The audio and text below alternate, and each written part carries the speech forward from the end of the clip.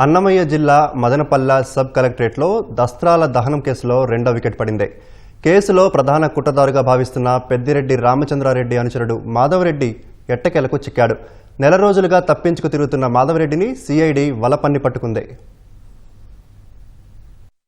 అన్నమయ్య జిల్లా Madanapalle sub collector కార్యాలయంలోని దస్త్రాల ప్రధాన కుట్రదారుగా అభియోగాలు ఎదుర్కొంటున్న పెద్దిరెడ్డి రామచంద్రారెడ్డి అనుచరుడు వంకరెడ్డి మాధవరెడ్డిని సిఐడి పోలీసులు అరెస్టు చేశారు. నెల నుంచి పరారీలో ఉన్న మాధవరెడ్డిని పట్టుకునేందుకు మదనపల్లెలోని ఆయన నివాసం వద్ద సిఐడి అధికారులు నిఘా పెట్టినా ఫలితం లేకపోయింది. చివరకు చిత్తూరు జిల్లా పెద్దగొట్టిగల్లులోని ఫామ్ హౌస్ లో తలదాచుకున్న మాధవరెడ్డిని వలపన్ని పట్టుకోవలసి వచ్చింది. పెద్దగొట్టిగల్లులో మాధవరెడ్డి నిర్మించిన కళ్యాణ మండపం అద్దెకు కావాలంటూ సిఐడి డీఎస్పీ కొండయ్య నాయుడు బృందం ఆరా తీస్తూ వెళ్లింది. ఆ సమయంలో మాధవరెడ్డి తన సెల్ ఫోన్లను నీటిలో పారేసే ప్రయత్నం చేయగా చాకచక్యంగా పట్టుకుని తిరుపతి తరలించారు. అతని సెల్ ఫోన్లు స్వాధీనం చేసుకున్నారు.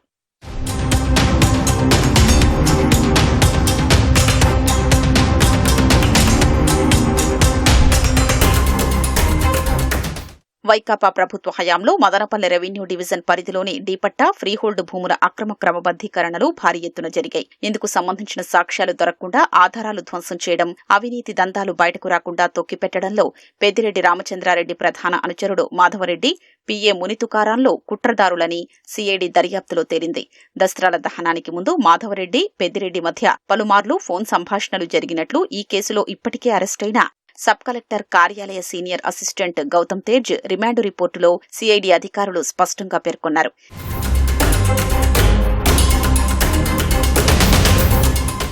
ఇక ఈ కేసులో పెద్దిరెడ్డి పిఏగా పనిచేసిన 4వ నిందితుడు మునితుకారాం చిక్కాల్సి ఉంది. ఘటన జరిగిన వెంటనే తుకారాం విదేశాలకు పారిపోయారు. అయితే విదేశాల్లో 6 నెలలకు మించి అక్కడ ఉండరాదనే నిబంధన ఉన్నప్పటికీ ఎలా కొనసాగుతున్నారనే సందేహం వ్యక్తమవుతోంది. తుకారాం చిక్కితే కీలక విషయాలు బయటపడే అవకాశం ఉండడంతో అతన్ని దేశానికి రానియకుండా చేస్తున్నారనే ప్రచారం జరుగుతోంది.